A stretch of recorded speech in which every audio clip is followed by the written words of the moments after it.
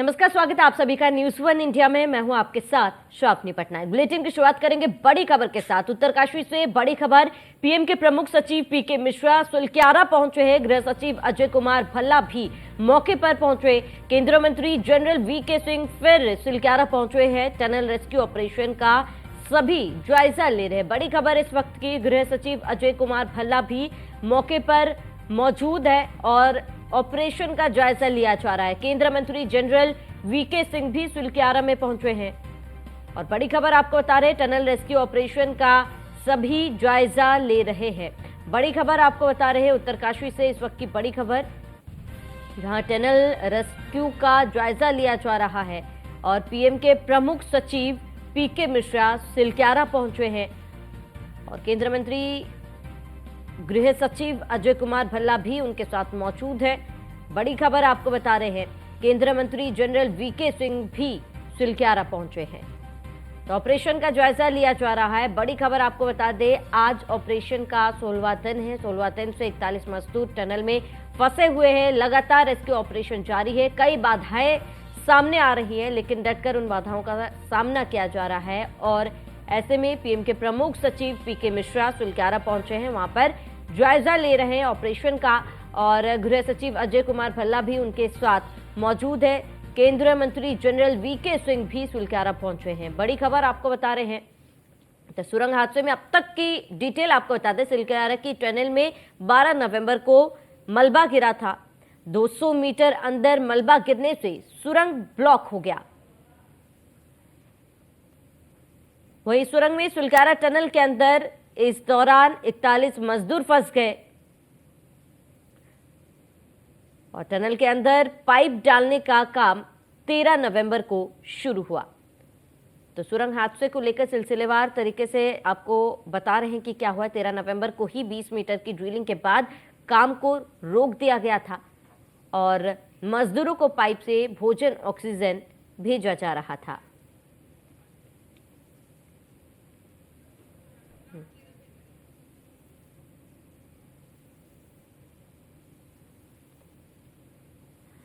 वही संवाददाता Atul ground zero से हमारे साथ जुड़े हुए हैं। अतुल, फिलहाल वहां पे किस तरीके की तस्वीरें देखी जा रही है? रेस्क्यू ऑपरेशन कहां तक पहुंचा हुआ है? देखिए, मैनुअल रेस्क्यू ऑपरेशन चल रहा है। कहीं ना कहीं देखा जाए, मौसम अपनी करवट बदलता हुआ नज़र आ रहा है, जिसके चलते जो रेस्क्यू ऑपरेशन है उसमें बाधा आ सकती है और जो वर्टिकल रेस्क्यू ऑपरेशन है उसमें बाधा आ सकती है। और उसी के साथ साथ अगर बात की जाए, जो रेस्क्यू ऑपरेशन है वो काफ़ी तेज़ी से यहाँ चल रहा है, लेकिन उसी के साथ साथ यहाँ भगवान का प्रकोप देखने को मिल रहा है कि मौसम अपना रुख बदलता हुआ नज़र आ रहा है। बारिश की यहाँ पर संभावनाएं जताई जा रही हैं और उसी के साथ साथ अगर बात की जाए तो मेरे पीछे देख सकते हैं कि टनल के बाहर इस वक्त हम खड़े हुए हैं, जहां पर रेस्क्यू ऑपरेशन चल रहा है। कुछ देर पहले अगर बात की जाए, पीएमओ के प्रधान सचिव यहां पहुंचे थे। तकरीबन आधा घंटा टनल में अंदर जाने के बाद पूरी समीक्षा की और उसके बाद यहां से निकल कर गए। जो पीड़ित परिवार के लोग हैं उनसे मुलाकात की है और उसके बाद जो रेस्क्यू ऑपरेशन है उसकी हर बारीकी से जांच की है कि किस तरह से रेस्क्यू ऑपरेशन चल रहा है। अगर बात की जाए मैनुअल रेस्क्यू ऑपरेशन की, फिलहाल अभी तक जो तकनीकी मशीन थी उनसे रेस्क्यू ऑपरेशन चल रहा था। 15 दिन तक कोई सफलता हासिल नहीं हुई है। उसके बाद अगर बात की जाए तो यहाँ पर जो ड्रिल मशीन थी उसके पाइप फंस गए थे। पाइप मुड़ने के बाद बीच में से टूट जाने के कारण जो रेस्क्यू ऑपरेशन था वो बंद किया गया था। अगर वर्टिकल की बात की जाए तो आज सुबह से वर्टिकल जो रेस्क्यू ऑपरेशन है उस पर भी कहीं ना कहीं रोक लगी हुई थी। जो उसके ब्लेड थे मशीन के, ड्रिल मशीन के, वो टेढ़े हो गए थे, जिनके बाद अब दोबारा वर्टिकल रेस्क्यू ऑपरेशन शुरू हुआ है। कहीं ना कहीं देखा जाए, जिस तरह से जो 41 जिंदगी हैं वो बीते 15 दिन से टनल के अंदर फंसी हुई हैं। कहीं ना कहीं देखा जाए, सवाल ये है कि जिस तरह से प्रशासन का काम, देश और दुनिया पूरी दिवाली मना रही थी, उस वक्त ये 41 मजदूर अपनी जान जोखिम में डालकर लोगों का रास्ता सुगम बनाने में जुटे हुए थे। और उसी के बाद देखा जाए कि यहाँ पर जो ठंड का प्रकोप है वो बढ़ता हुआ नजर आ रहा है और उसी के साथ साथ जो मौसम है उसमें भी काफ़ी तेजी से बदलाव होता हुआ नजर आ रहा है। बर्फबारी और भारी बारिश की चेतावनी यहाँ पर मौसम विभाग की तरफ से दी जा रही है। आने वाले 3 दिन के लिए भारी बारिश की यहाँ पर चेतावनी दी जा रही है। और उसी के साथ साथ जो टनल है उसमें रेस्क्यू ऑपरेशन के लिए एनडीआरएफ, एसडीआरएफ और उसी के साथ साथ जो मैनुअल रेस्क्यू ऑपरेशन के लिए बाहर से टीमें बुलाई गई हैं। झांसी, मध्य प्रदेश और दिल्ली से 3 टीम यहाँ पर बुलाई गई हैं। कुछ सेना के जवान हैं जो इस रेस्क्यू ऑपरेशन में शामिल हैं। तकरीबन अगर बात की जाए, देखिए नॉर्मल तरीके से अगर मैनुअल रेस्क्यू ऑपरेशन चलता है तो उसमें 1 मीटर की दूरी 1 घंटे में तय की जाएगी। तकरीबन अगर बात की जाए तो इस रेस्क्यू ऑपरेशन को 10 घंटे तक लगातार चलाने के बाद 10 मीटर की दूरी तय की जा सकती है। लेकिन सवाल यह है कि जिस तरह से भूखंड धंसा है उसमें कहीं ना कहीं पत्थर भी हो सकते हैं, और जो सरिया है, लोहा है, और जो सीमेंट की जो बनी हुई दीवारें हैं वो भी बीच में अगर आती हैं तो उसमें समय बढ़ सकता है। कहीं ना कहीं फॉर्मर जनरल की बात की जाए तो उन्होंने साफ तौर पर कहा है कि 36 घंटे के अंदर जो यहाँ पर फंसे हुए लोग हैं उनको निकालने का प्रयास किया जाएगा। लगातार 36 घंटे के लिए ये ऑपरेशन चलेगा। मैनुअल ऑपरेशन की बात की जाए तो लगातार चालू रहेगा। लेकिन कहीं ना कहीं बात की जाए, जो बाहर से आए लोग हैं, जो एक्सपर्ट हैं, उनका साफ तौर पर कहना है कि अगर मिट्टी होती है तो उसको तुरंत निकाला जा सकता है, लेकिन अगर पत्थर, लोहे के गाटर हैं, सरिया हैं, वो आती हैं तो रेस्क्यू ऑपरेशन में समय लग सकता है। बिल्कुल। अतुल, क्योंकि आपसे जानना चाहूंगी, मौसम को लेकर भी आप बता रहे थे कि मौसम ने करवट बदली है और ऐसे में अनुमान लगाया जा रहा है कि आने वाले दिनों में बर्फबारी और बारिश भी हो सकती है। क्या वहां मौजूद रेस्क्यू टीम से आपने बात की हो कि अगर मौसम खराब होता है तो किस तरीके की व्यवस्था वहां पर की गई है? मौसम खराब होने के दौरान क्या रेस्क्यू ऑपरेशन रोक दिया जाएगा या फिर जारी रहेगा रेस्क्यू ऑपरेशन?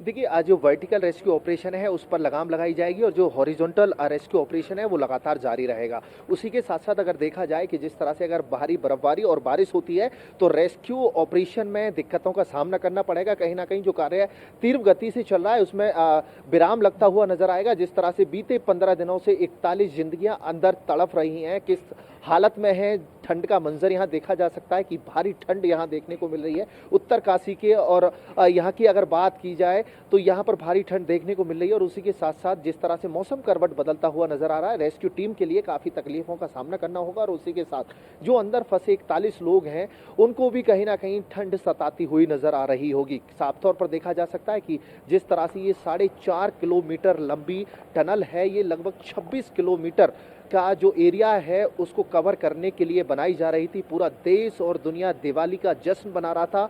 उस वक्त 12 नवंबर को सुबह यहाँ पर हादसा होता है। 41 मजदूर इसमें अंदर जाहिर फंस सी जाते बात है, हैं। अगर मौसम बदलता है ऐसे में बाहर के तापमान में जरूर गिरावट देखी गई होगी, और ऐसे में टनल में फंसे मजदूर, टनल के अंदर जो तापमान है उसमें भी भारी अंतर रहा होगा। क्या मजदूरों के लिए कोई इंतजाम किया जा रहा है? अगर क्योंकि टनल के अंदर जाहिर सी बात है काफी कम तापमान फिलहाल रहा होगा, उनके लिए कोई व्यवस्था?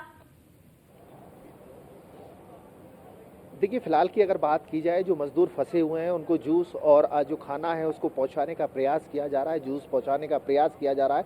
उसी के साथ साथ अगर बात की जाए, अंदर किसी भी तरह की ऐसी अभी कोई व्यवस्था नहीं हो पाई है जो टनल के अंदर जो ठंड से राहत जो लोग हैं, जो अंदर मजदूर हैं, उनको पहुंचाई जा सके। लेकिन फिलहाल की अगर बात की जाए, जिस तरह से प्रधान सचिव, पीएमओ के प्रधान सचिव पहुंचे थे, उन्होंने रेस्क्यू को लेकर के साफ निर्देश दिए हैं कि जल्द से जल्द टीम लगा करके विशेष तौर पर टीम काम करें और 24 घंटे रेस्क्यू लगातार जारी रहे।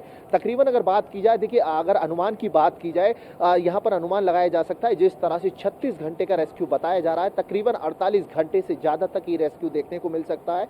जिस तरह से रेस्क्यू टीम काम कर रही है, मैनुअल रेस्क्यू टीम अपने जो देसी औजार हैं उनसे काम कर रही है। फावड़ा है और गैती है और हथौड़ा है, ड्रिल मशीन है, उन सभी चीजों से यहाँ पर रेस्क्यू चल रहा है। सवाल ये खड़ा होता है कि जिस तरह से रेस्क्यू आम तौर पर चल रहा है, क्या कामयाबी हासिल होगी? क्योंकि जो मशीन है वो फेल हो चुकी है, सारी मशीन फेल हो चुकी है। लेकिन उसके बाद अब इस वक्त पूरे देश की निगाह मैनुअल रेस्क्यू ऑपरेशन पर टिकी हुई है।